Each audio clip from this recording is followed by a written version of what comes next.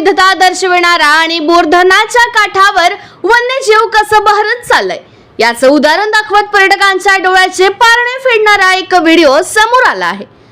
अमरावती येथील वन्यजीव छायाचित्रकार अमय ठाकरे यांनी आपल्या कॅमेऱ्यात टिपलेलं हे चित्र आहे।